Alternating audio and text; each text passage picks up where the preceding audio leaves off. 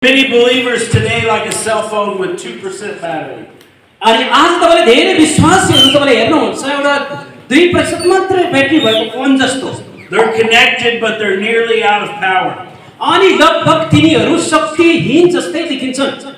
I believe tonight, this morning, God is calling us to plug back into the source. अनि म विश्वास गर्छु आजको दिउँसो यो समयमा हामीहरु सबैजनालाई फेरि पनि परमेश्वरको शक्तिमा जोडिनका लागि बोलाउनु भएको छ. आमेन.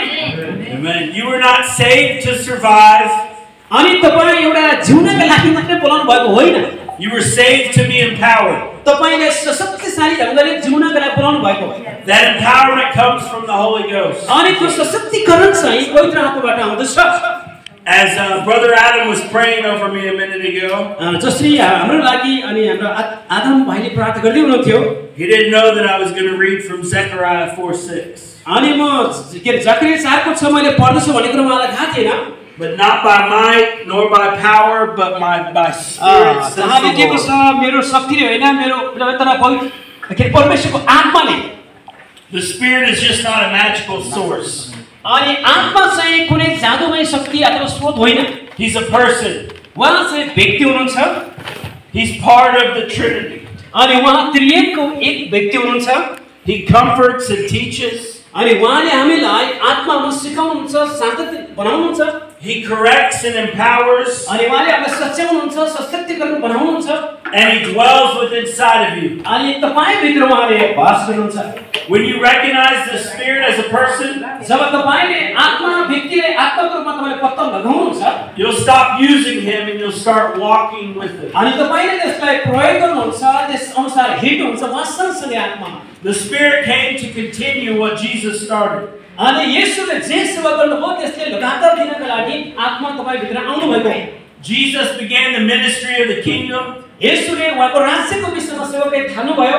And the spirit continues it through you. अनि आत्माले त्यही आत्माले तपाईको जीवनबाट पनि उहाँको राज्य विस्तारको लागि काम गर्नुहुन्छ. Jesus returned in the power of the spirit. अनि येशू चाहिँ आत्माको शक्तिमा फर्किनु भयो. You can't fill what's already full of self. अनि तपाई त्यस आत्माले तपाई भरिन सक्नुहुन्छ. Before the Pentecost power came, अनि पेन्टेकोस्टको दिनमा जो आत्मा आउनुभन्दा पहिले and before he came and hit the power, before he came and fell on Pentecost, अनि उहाँ आउनुभन्दा पहिले जुन पेन्टेकोस्टको दिनभन्दा पहिले there came a waiting. Waiting. त्यो चाहिँ पर्खिरहेको हामी देख्छौं त्यहाँ. So repeat this after me. अनि यो कुरा तपाईले मसँग दोहोर्याउनुस्. Lord, empty me of me. Empty me of me. म खाली छु. So you can fill me with you. अनि तपाईद्वारा मलाई भर्नुहोस्. तपाई सबैले भन्नुहोस्. Amen. मलाई खाली बनाउनुहोस्. तपाईद्वारा मलाई भर्नुहोस्. Amen. Amen. Amen. The Spirit does not come for a performance. आत्मा चाहिँ कुनै प्रस्तुति गर्नुको लागि मात्र आउनुहुन्न. He's coming for a purpose. अनि उहाँ आउनुको चाहिँ कारण चाहिँ उद्देश्य छ. Every time God fills, he sends. अनि परमेश्वर हरेक पटक उहाँले भर्नुहुन्छ. When he filled Peter, Peter preached. अनि जब पत्रुसलाई भरिदिनु भयो आत्माले, पत्रुसले प्रचार गर्न थाले. When he filled Stephen, Stephen stood. अनि स्टिफनलाई जब त्यो कुरा भन्न थालेको उनले सेवा गर्न थाले. When he filled Philip, Philip evangelized. अनि फिलिपमा जब त्यो आत्माले भर्यो उसले प्रचार गर्न थाले. Empowerment without movement becomes stagnation. अनि सशक्तिकरण चाहिँ त्यो आत्माको हलचल बिना त्यो रोकिन्छ. The Spirit empowers you to stand when the culture bows. The Spirit empowers you to stand when the culture bows. त्यसकारणले आत्माले चाहिँ तपाईलाई सशक्तिकरण बनाउँदछ. The Spirit empowers you to speak when fear silences. अनि जब तपाईलाई डर र लाज अप्ठ्यारो लाग्छ त्यति बेला आत्माले तपाईलाई सशक्तिकरण बनाउँछ बोल्नका लागि. The Spirit empowers you to shine when darkness. आत्माले तपाईलाई चम्किलो पार्दछ. Empowerment transforms ordinary into extraordinary. अनि सशक्तिकरणको सामान्य अर्थ चाहिँ सामान्यबाट शक्तिशाली रूपमा त्यसले रूपान्तरण परिवर्तन ल्याउँदछ.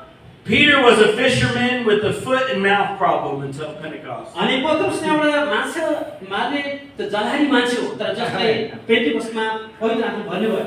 After the Spirit came, जब पवित्र आत्मा उहाँमाथि आउनु भयो He preached and 3,000 were saved. अनि उनले त्यसपछि 3000 भन्दा बढी मानिसहरूको बीचमा प्रचार गरे अनि आत्मा बचाए The Holy Spirit turns Timothy into testimony. अनि पवित्र आत्माले तिमोथीलाई गवाहीको रूपमा साक्षीको रूपमा तयार गरे He takes the natural you and overlays it with the supernatural capacity. उहाँले तपाईलाई एउटा स्वाभाविक प्राकृतिक एउटा क्षमताबाट उहाँले अलौकिक क्षमतामा लैजानुहुन्छ So what the Holy Spirit does is when you're nervous to speak, जब तपाई बोल्नका लागि तपाई डराउँछ नर्भस हुनुहुन्छ पवित्र आत्माले के गर्नुहुन्छ भने He gives you the courage to do it उहाँले anyway. तपाईलाई उत्साह दिनुहुन्छ Amen. आमेन In Luke 24:49, अनि 24 को 49 मा लुका 24 को it says, "And behold, I am sending the promise of my Father upon you.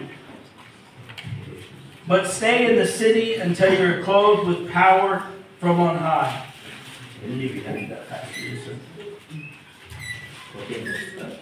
Yeah, Luke 24:49. 24 को 49 रहेछ तपाईं कसरी पढ्न पढ्नु भएको छैन 24 को 49 भनेपछि लास्ट टच हेर म मेरा पिताको प्रतिज्ञा तिमीहरू कहाँ पठाउँछु तर माथिबाट शक्ति प्राप्त नगरुन्जेल तिमीहरू यही शहरमा बसिरहौ आमेन Amen. There was a process for their spiritual empowerment. अनि आत्मिक सशक्तिकरणको प्रक्रिया देख्छ हामी As Pastor Adam talked before me, अनि उहाँले जसरी अघि हाम्रो पास्टरले भन्नुभयो उहाँलाई it took a unity.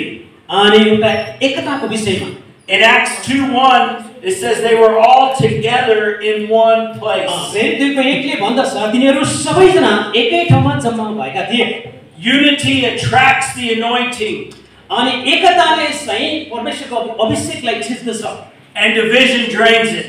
अनि त्यसपछि दर्शनहरू देख्न थाल्दछन् The devil doesn't fear a big church.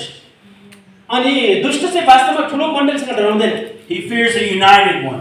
तर दुष्ट चाहिँ एकतासँग डराउँछ Amen. When you guys were coming together praying, I could feel the power of God just falling. त्यसमा तपाईहरु एकतामा आउँदै गर्दा प्रार्थना गर्दाखेरि म यो कुरा थाहा गर्न सक्दछु कि परमेश्वरको शक्तिशाली आत्माले काम गर्दै हुनुहुन्छ Amen. Amen. 20 minutes ago, I felt like I wasn't going to be able to preach. अनि के 20 मिनेट अघि you were not able to preach. Yeah, my body was just like. 20 minute अघि मात्र उहाँलाई के सोच्दा एकदम साइडमा प्रचार गर्न सक्दिनु होला किनभने उहाँले एकदम लोसी जस्तो मस भइरहेको But when the anointing hits, तर जब अभिषेकले छुँदछ the devil don't stand a chance. Amen. अनि त्यसपछि दुष्टको लागि कुनै मौका छैन Amen. But in Acts, they were hungry. अनि फेरिमा हामी पाउँछौँ कि त्यहाँ मानिसहरू भोकाएका थिए The empowerment is never by accident. अनि सशक्तिकरण भनेको चाहिँ त्यो दुर्घटनावश होइन It's always pursued. अनि त्यो चाहिँ सधैँ तपाईको लागि उद्देश्य सायद दिएको हुन्छ Jesus said, "Blessed are those who are hunger and thirsty." अनि यसैले भन्नुभयो भोकाउने तिर्खाउने धन्यको हुन् A complacent church will never carry a consuming fire.